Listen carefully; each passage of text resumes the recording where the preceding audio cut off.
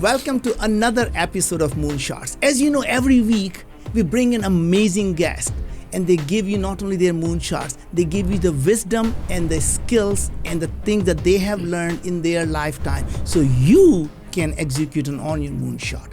And this week is absolutely no exception. This week I have an amazing friend, an amazing guest, Bobby. So Bobby, what is your moonshot? So Naveen, I'm going to reframe how the world views struggle. I want them to see struggle as a source of empowerment the way I was able to do, so that they can take control of their own story the way that you, I, everyone else out there has been able to do. So tell me more about that.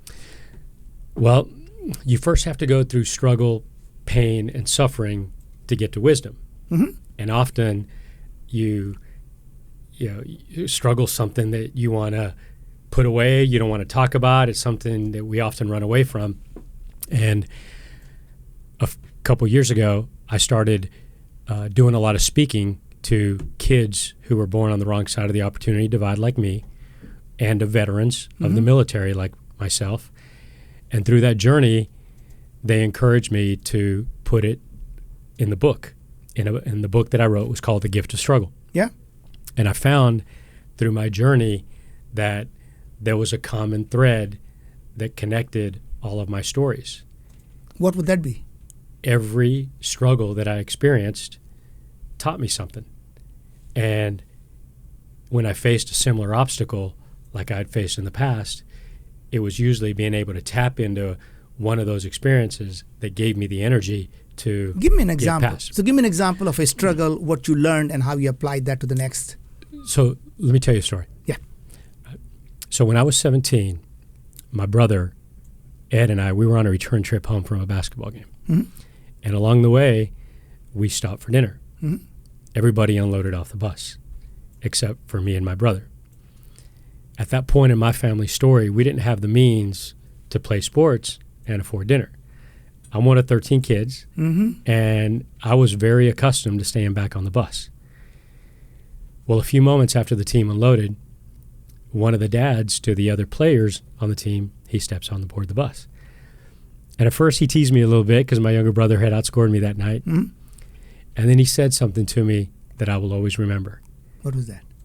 He said, Bobby, it would make me very happy if you would allow me to buy you boys dinner so that you and Ed can join the rest of the team.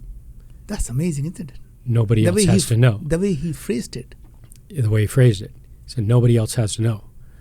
All you have to do to thank me is do the same thing for another great kid just like you in the future. That's amazing. And I remember stepping off that bus. Mm-hmm.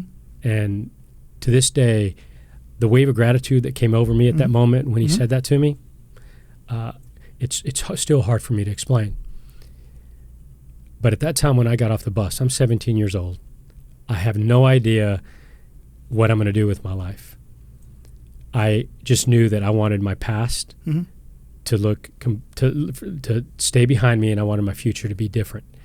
I wanted to somehow take control of my story. And when I got off that bus, although I had no idea what I was going to do, I knew why. I would somehow, some way, figure out a way to create something, to build my own company, do something that would allow me to pay forward that kind act to other kids like me who were born on the wrong side of the opportunity divide. And so that moment became the invisible force that drove me. And that moment was the first time in my life that I felt seen. And up to that point, I had the economic struggle. Yeah. But the real struggle that I had inside was wondering whether or not I had what it took to make a difference in the world. You know, many times when people are in that situation, they say, life is not fair. They blame someone else rather than using it as a strength to say, I am different, and maybe the difference is what's going to make me thrive better than anyone else, right? So you took that struggle and you essentially used that as a source of strength to move forward and help many millions more people going forward, because the best way to pay back is to pay forward, isn't it? That's exactly right. Well, you fast forward a year from that moment. Yeah. And I'm 3 weeks into the Army. Yeah. I'd raised my hand to join the Army. That was my first step to take control of my story. And it's about 11:30 p.m. at night, and I'm polishing my boots by flashlight. So this is 17, you're 18 years old. I was 17 years old. Yeah. I was 18 a year later. Yeah. And 3 weeks into basic training, Yeah. it was about 11:30 at night, Yeah. and I'm polishing my boots. Yeah. And all around me, I could hear all the other soldiers complaining about the night that had no end in sight, Yeah. and the morning that was going to start way too soon. And I remember for the very first time in my life, Mm-hmm. I started thinking, like, I've been waking up in the wee hours of the morning to work in the fields, Yeah. because we did back-breaking work as a migrant farm working family. I know what it's like not to have any material comfort. Mm-hmm. I know what it's like to have very little free time. Maybe this was part of the plan. Maybe all that struggle was preparing me for something. Mm-hmm. And for the first time in my life, I remember You were thinking, better than anyone else. I remember thinking what you just said. I Yeah. remember thinking, there's nothing that they can do or say to me Yeah. that I haven't somehow, some way Yeah. experienced, Yeah. and sometimes in a harsher manner. Yeah. Like, I mean, I had been asked to leave the table just because of the color of my skin. Sure. And I remember thinking, and that's where I first started shaping my mindset that, you know, we all struggle, but every struggle teaches us something. That's the gift. And leadership is sharing those gifts with others. Tell me a little bit about your background, where you came from, Mm-hmm. and how did you end up here and as an immigrant and just growing up in your... Yeah. Well, you know, I'm one of 13 kids. I was the first one born in the U.S. Really? I'm the son of a bracero from Mexico. Uh-huh. And a bracero was a temporary contract worker Yeah. from Mexico that my dad for 10 years worked as a contract worker from Mexico to come do this back-breaking work Mm-hmm. in the fields while all the U.S. men were all fighting in the wars. And my family immigrated in 1964. Mm-hmm. I was the first one born in the U.S. a few years later. I didn't speak a lick of English until I was 7. Really? So you have 12 brothers. I have 12 brothers and 12 and sisters. they all came here? They all came here. Okay. I still eat with my elbows on the table because we had to protect our Sure. food growing up with so many kids. And, you know, my family's journey, they were born and mired in intergenerational poverty. My dad immigrated to the U.S. to create a better life for me and for my family. And, you know, through that journey and learning their struggles and what they learned from them and how they gave them the strength to move forward and be resilient for me, you know, that carried over into, you know, my story, just, you know, a couple of examples I just shared, but my professional journey and my entrepreneurial journey. So, Bobby, so here you are now in the Army, and now obviously you did well there and you got out of the Army. Mm-hmm. That didn't stop you. You kept going, right? So tell me about your entrepreneurial journey as you leave Army, and that's just very rare for people to be coming out and becoming an entrepreneur. Yeah, so leaving the military, that's one of the best experiences I ever had. But I left. What did you learn being at the military? Well, I learned what I believe is the most powerful. Like, I often ask entrepreneurs, what's the single most powerful asset, most valuable asset that you will ever own? And I'll always get some very creative answers. Experiences. Well, I say it's trust. That too. Yeah, because think about it. Yeah. The more trust you build with anything that you're doing, the better. Sure. If you don't build it, it becomes a tax. That's right. And so the military taught me how to build trust and how to really value trust. Because in the military, if you don't trust, you're dead. You're dead.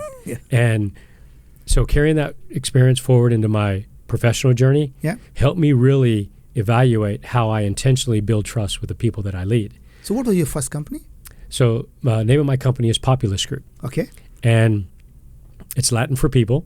Really? And it's now very fortunate. It's a very large HR services firm. We help companies better manage. Tell me more about the company, what it does, and how people can use your services. And So we help these large companies better manage their non-permanent workforce. Okay. So they have a pretty good grip on their permanent employees, but their non-permanent employees, contractors, everything, they don't know how to handle those. So we help them handle them better, more efficiently. So this is like a sales force for temporary workers. Yes. So it's like services to help companies better manage all the different populations that make up their temporary non-permanent workforce. Okay. Well, the irony of that is that's what my dad was coming over from Mexico. Isn't that a full circle here? Yeah, so I've followed the thread of Yeah. my family's legacy, and that involves everything from helping foreign nationals, organizations. I have over 400 foreign nationals from countries all over the world. How many people do you have in the company sponsor. now? Total employee base is a little under 8,000. 8,000 people. Mm-hmm. So here you were born with nothing, Mm-hmm. struggling with your life, Mm-hmm. and now you are employing 8,000 people Across the country. across the country. Yeah, yeah. Now, have you ever, just take a deep breath and say how far you have come? I think the further I go, the more humble I get, the more I realize how much more I have yet to learn, how many more questions I need to ask. So I want to go back to the beginning of when you started this company. Mm-hmm. What was the first thought that came to your mind, and how did you go from there about, I can do it? I mean, it has to be where you said, Bobby, are you really cut out to do this? Yeah. Well, shortly before I started my company, my wife asked me the easiest question she's ever asked me. Yeah. She asked, she goes, "Are you terrified?" Yeah. She goes, "Are you scared?" I said, "I'm terrified." Yeah. I didn't know what to expect. All I knew is that I wanted to create something that would allow me, that would become my vehicle to pay forward that kind act that I got on the bus that night. Yeah, yeah. Like that moment gave me identity, gave me purpose, gave me meaning, and it has fortunately become my vehicle to help a lot of kids like myself. But 8,000 of them. Plus 8,000 families that probably are looking at 40,000 plus people that you're helping today. Undoubtedly, I'm very grateful for that. But to answer your question, first 5 years, Yeah. I call it the most fun I never want to have again. Tell me more. Dodged bankruptcy 3 times. So many lessons, so many mistakes that I made. There's not enough time in an hour, and you've made them all several times over. But it was always having something that I wanted to create that was bigger than myself that kept me going. And so anytime that I had that self-doubt, I would always think about, look, it doesn't matter what I end up doing, it's why I end up doing it. And it's always that got me past. I'm going to stop you for a second here. You just said that I had most fun in 5 years, almost went bankrupt 3 times. Uh-huh. Most people probably won't be thinking of that as much fun, right? But to you, those struggles is what made you who you are today. And you look back and now and think that experiences, or you call fun. Mm-hmm. But at that time, I'm sure it didn't seem like fun, did it? Oh, it tasted like vinegar during then. There were times that I didn't know if I had it in me to continue. Yet it was always the people I surrounded myself with, the support I had from my family, from my wife, that helped me get through it, and that invisible force that I had inside of me that was raging like an inferno. That like there are people relying on me. There's kids who I want to inspire to take control of their own story the way that I did, and that's why it's so important for me to help them see that struggle is preparing you for something that you may not have yet faced. So, Bobby, there are a lot of people who are probably listening to this and saying, this guy is just either amazing or so full of it. I am struggling right now. What do I do? What do I do? I don't have that burning desire. I am struggling. I might lose my home. I might lose my everything I have. And this guy saying it's so much fun. What is he talking about? Well, it's the most fun I never want to have again. Great question. So first thing I would say is you'd have to be crazy to want to struggle. Like I don't go around inviting struggle in my life. But you'd have to be even crazier to think that it's not going to happen. Think about it. Anything that's ever happened for us in our lives, struggle always came as part of it, arguably before it. Like anything worthwhile is uphill. And so I always encourage these people that are asking this very real, valid question, hey, to go back to the beginning and think about all of those moments in your life that really shaped you. And write down that struggle, like those real painful moments.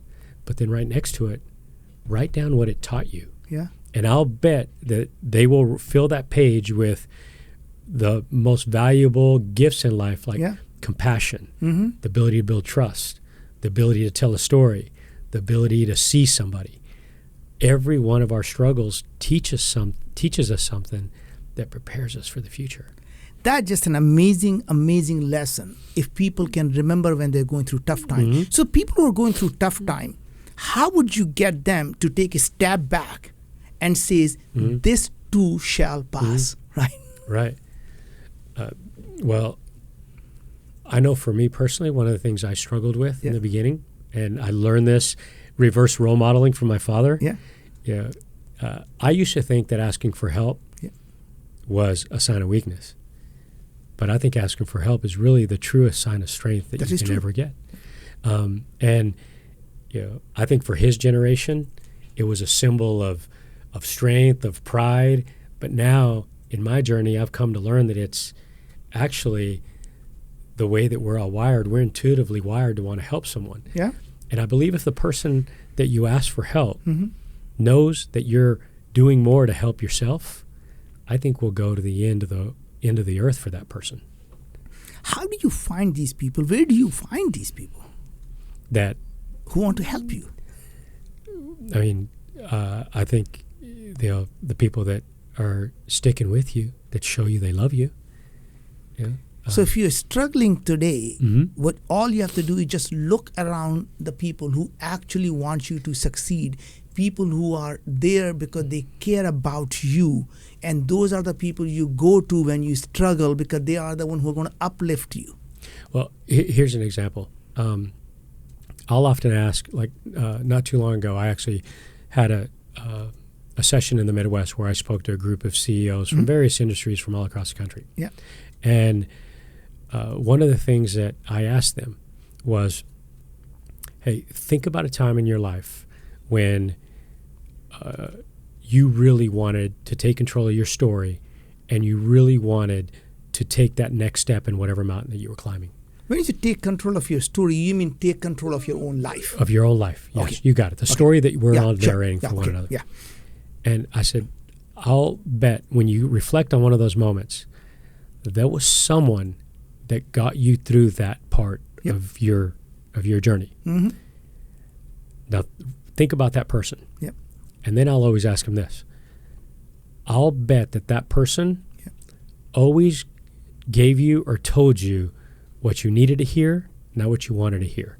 So they were highly involved, but they were also as highly demanding of you during that part of your life. And you hated that. And to the person, yes, you hated it, right? But you knew it was the truth. Yeah. Go to those people that you know will tell you the truth. Those people that will tell you what you need to hear, because those are the people that really love you. Yeah. Not the people who tell you what you want to hear. Exactly. Yeah. Right. We all know who those people are. Oh, of course. Go to those people that are highly involved and highly demanding.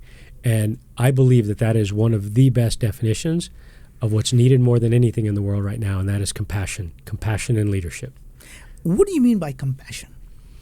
Well, compassion is a combination of those two. Compassion, I think, is one of the biggest pillars of building trust. Someone that's as highly demanding as they are highly involved, like a good mother, a good father, a good coach, a good teacher. Yet when they coach you, when they encourage you, they don't shame you. They don't embarrass you. They do it in a manner where you feel like they want more for you than they want from you. Now, the reason I asked was, a lot of people tend to just somehow confuse between empathy and compassion. And, and just want to make sure that if you had a special definition of a compassion, what's the empathy? Yeah, because you're right. It's not about pity. Yeah. It's not about unnecessary empathy. Yeah. It's about helping that person in a manner to where they can help themselves even more. And that's what I was hoping you would say, because a lot of people feel that just by showing, I know what you're going through, I feel for you, yes, it sucks. And all that empathy is all great, but that doesn't help the person sitting in front of you to move forward with something. It's okay to feel, and if you really care about that person, the compassion is about giving them what they need to hear so they can move forward. That's the compassion. Empathy is saying, oh God, I feel for you, and you just walk away. Yeah, and here's even a more simple example, right? Like, I think a good friend Yeah. Like a good friend Yeah. will tell you if you have a big piece of lettuce on your tooth. Yeah. Right? It's the person that doesn't tell you Yeah. because they don't want to offend you. Yeah. Like your definition on being a good friend is flawed. Yeah. Good friends tell one another what they need. Yeah. So that they can, even the minute, the most simple of examples. I mean, obviously, you, Bobby, you have been successful with any definition of success one could look for, right? You have achieved everything that you would wanted to achieve. Mm-hmm. Now, as you come up in that elevator, there are people who are down there, and Mm-hmm. now they're looking to you saying, oh, Bobby is different. I am not Bobby. Mm-hmm. But they don't realize that Bobby was one of you. Mm-hmm. So how do you remind them that, it is just because I'm successful, I haven't changed, I'm still the same person. Mm-hmm. And how do you get them to start believing in themselves? So what is the thing when people are still struggling? Mm-hmm. What's your advice to them so they can be the next Bobby? Well, earlier in the conversation, we talked about the book that I wrote. Yeah. The title of the book. What's the name of is the book? The Gift of Struggle. Gift of And Struggle. it's life-changing lessons about leading. All right. And So guys, if anything you do, go to Amazon or your favorite bookstore and pick up the book, The Gift of Struggle. This is how you take the struggle that you have and turn them into strength. So Bobby, continue with that. And so it's a collection of stories where I reframed a specific personal struggle that I was having to where it allowed me to get through one of my struggles as an entrepreneur. Now back to your question. Yeah. The reason I wrote the book was twofold. Number one, I wrote it to give. Yeah. Number two, I wrote the book that I wish someone would have written for me. Because early on, I was that person. Mm-hmm. I was that person that looked to someone who maybe they had made it to the economic spectrum of success. Yeah. But when I listened to them or when I talked or heard he or she speak, it wasn't authentic, and I didn't feel like I could relate. And they never shared their mistakes. They never shared their struggles, and I wondered whether or not I was the only one that was going through what I was going through. So Bobby, the people who don't have money to buy your book, just summarize that book. What are the 5 lessons that people who just want the synopsis of the book, what are the 5 lessons from the book? Yeah, so I divided it into 3 parts. Okay. Right. So the first part is who am I? Because self-leadership always precedes team leadership. Yeah. So who am I? What does it really mean? Who am I? Like, right? in what sense? In what sense? So there's 3 lessons under that part. Okay. Right. Who am I? And that's all about telling your story. Okay. Right? I think storytelling is one of the most underrated entrepreneurial skills ever. And there's a couple of other lessons in that part of the book. What are those? So choose the hardest right. Okay. So tell your story, choose the hardest right, and then it goes into the second part, which is give more than you take. Okay. And in that one's all about becoming the leader that exemplifies to people that you want more for them than from them. Okay. And examples of lessons in there are how to always be a student, how to always go off the beaten path, how to climb as one, etc. The third part of the book is choose your impact. And I did that one last because you have to figure out how to lead yourself and then really determine on how you're going to lead those people before you can really start getting intentional on the part of the world that you want to make better. So when you bring it all together, then it really shows you how to bring that purpose. And what's i.e. your that impact? bus story. What is the impact you're trying to make?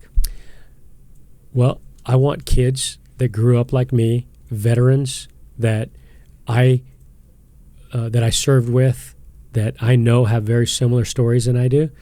I want them to be able to read those stories and say, I've been through something similar. I too can do what he did. Well, Bobby, I wish I could talk to you for hours here. And I know I probably could.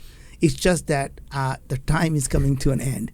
And I cannot thank you enough for joining me, because this is the lesson that everyone here needs to listen. Your struggles will become your biggest strength. Never shy away, never fall apart when you're struggling. Just remember the experiences and the lessons you're learning from it. Someday in the future, you'll look back and say, that struggle is made me who I am today. So embrace your struggle and know the entrepreneurs, this heartbeat. It goes up and down. When you're down, just hunker down. The next beat is going to be up. And when you're on the top of the beat like Bobby, never get too cocky, because you know the winter will be coming. So enjoy your struggles, and you'll look back and you'll be amazingly successful. So thank you for joining me here. And Bobby, what a pleasure. All hail the underdog. Thanks for having me. This was great. So I'm thinking, like, this is just beginning. We're just getting started. Yeah. We're just getting started. Bobby, you are an amazing storyteller. Yeah. This we could have just continued, because there's so many nuggets here that I want to unfold here. But maybe next time. Yeah. But will you come back? Too. You ready? I will. Yeah. I will.